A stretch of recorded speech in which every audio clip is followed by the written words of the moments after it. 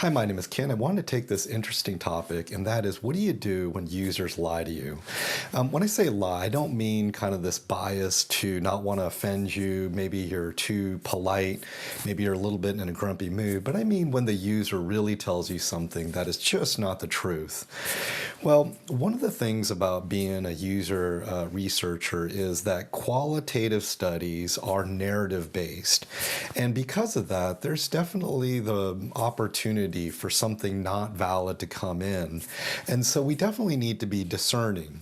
By no means do we ever want to be detectives. We don't want to call people out on the carpet. We don't want to interrogate anyone. But we do want to make sure that we're getting valid results. Well, something I wanted to say is that, what's interesting is I think behind every lie, there is always something that's very insightful that you can learn from it. I think the reason why that is because I talked about this in a previous video, and that is an insight has two ingredients. One, there's something of a different perspective, a different view, something that is not apparent or it may be hidden. And then the second ingredient for an insight is that it has to be something that can be a benefit to you. And because a lie is by nature something that's hidden, usually behind that there's something that's very interesting to learn from that. So that's why I wanted to put together a few examples for you and so that we can all learn together. I'm not an expert in this kind of subject matter, so if you have any kind of comments that you want to add or any experiences that you've been through, love to hear about it. So my name is Ken and you're watching Mastering UX.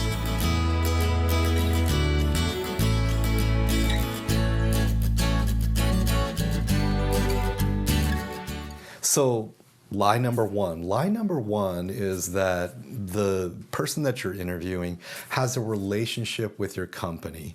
And that relationship is something where they're possibly serving you, they feel subservient to you, they feel that they need to be on good terms with you. And I've been in situations where there was so much fear of offending the company that I worked with that the boss actually joined into the interview. There was a tremendous amount of pressure to make sure that they were not offending us. Well, one of the ways you can overcome this is to continuously just assure them that we really want to get all your real reactions and feedback. And in fact, we really get more benefit from you telling us the negative points because those are the points that we can address to make our product even better. And that's one way. Another way is by asking a lot of questions and framing them so that they need to answer objectively if it's a real problem. You can ask questions such as, would this change or would this kind of thing that you're looking at, be something that you would use every day? Would this be something that would benefit a new user so they could ask on behalf of them? By kind of framing the question in a way that's a little bit more exact, people have a tendency to not want to tell a bold-faced lie. So what is the benefit of this kind of insight? What do we get out of it? Well, what we realized is that we were far from delighting them. We realized that our customers were so afraid of offending us that our customers were really pulling back the punches, and we had a lot of room to make things better.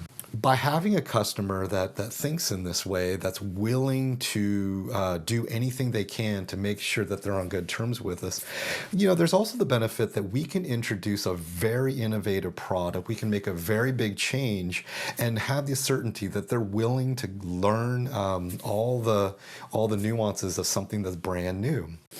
So lie number two.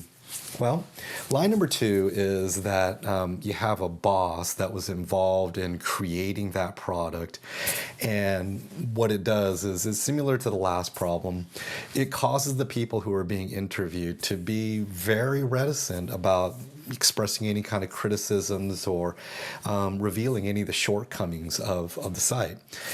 So we had an issue at a company where the users just said basically the homepage was great. They really appreciated all the work that was done this. They even would give compliments along the way of certain kind of efforts that the team had made. But when we dove a little bit deeper, we realized that there was some inconsistencies. So we decided to dive even a little bit deeper and really take that homepage modules and dive down into a very granular level and go module by module. And what we found was there was not a single module that was really popular with the users. And so the insight that's very interesting is we realized that, to be honest, the whole direction of that website was really wrong. It was created by a person who isn't the core audience. The core audience really needed a product that was going to be 100% centered around actionable data. And when I use this word actionable means that it's not just data that impresses you, but it's data that causes you to take an immediate action. And so what we found was there was lots of dashboards and graphs and kind of charts, but none of that data, none of those numbers, they really kind of gave you something to act upon, because by looking at the way we presented it, the numbers just looked high or low, and they looked pretty much the same every single day. So what we found was we needed to create numbers that were more trend-based or more kind of a perk up or a perk down that would cause the user of this website to realize that they needed to call their client and take some action on that.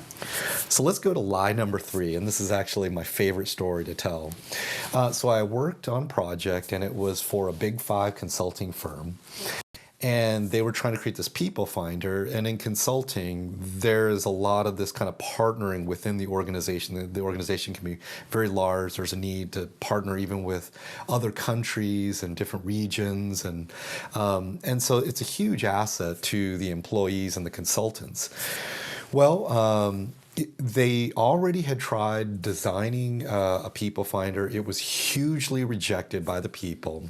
And when we interviewed, we showed some things and we tried to address some of the blatant kind of shortcomings that we thought we saw about the website. And we were getting a lot of pushback, a lot of negativity.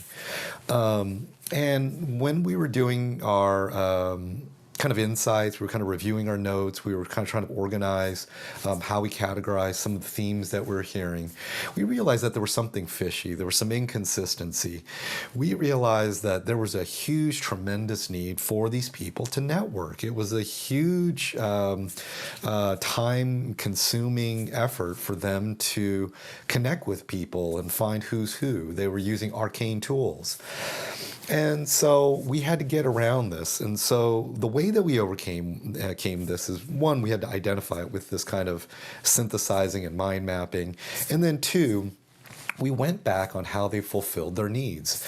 We found out that people were willing to kind of have bagels early in the morning, and it wasn't even their disposition to wake up early.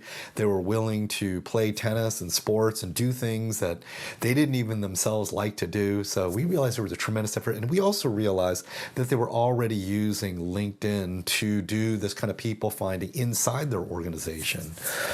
And so with all that puzzle piece, we were able to kind of start to realize that the real problem that was ahead of us was, this big insight. We realized that there's a competition that's related to why they were pushing back. They were afraid that people would be able to steal their contacts. They didn't want it to be public on who they were connected to. And so, good or bad, right or wrong, we realized that we needed to go back and make the functionality that they would have control over the visibility of who they're connected to. And once we began to show the designs in this kind of light, it made a huge difference. And so you just realize this kind of insight makes the difference of basically completely failing or having a successful project. I'm going to come to the fourth lie, and that is that there's times when people are just ashamed.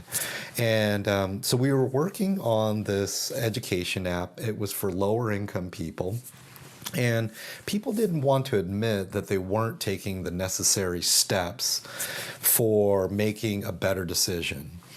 And so we were going through these interviews, and by the time we got to the third interview, something very insightful came out. Somebody said, "Why are you reminding me that and I'm going to try to cover up the project a little bit, but why are you reminding me that I'm deficient?"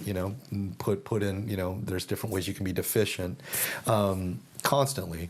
And so what we realized is the way we displayed information when they were filling out the forms could make them feel insecure. It made them feel that they were ashamed. By putting something on a scale of a slider and them seeing themselves on a low end of a scale, it caused a negative feeling about them. And so you realize that we were trying to target people, not everyone, but a core of our audience was a lower income. So we needed to make sure that what we were doing wasn't making anyone feel negative about using the application. Huge benefit. Okay, so those are the four lies that I wanted to kind of bring out as sort of experience that I could think that I wanted to just pass on to you.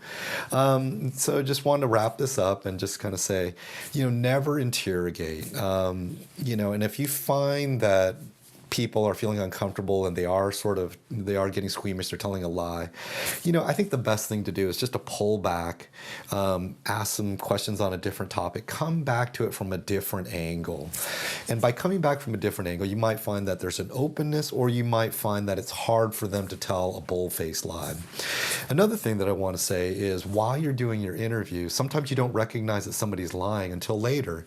And so constantly doing synthesis while you're going on to your next interview can help you realize something, so that when you go on your interview 3, 4, 5, then you kind of have this realization that you need to make sure that you address your questions a little bit differently, because there's a tendency for people to not be honest. The third thing is, and it kind of relates to what I was saying, is sometimes you want to make sure that you're getting deeper into the wants and the needs, rather than asking them what's their reaction to this kind of product that they're looking at.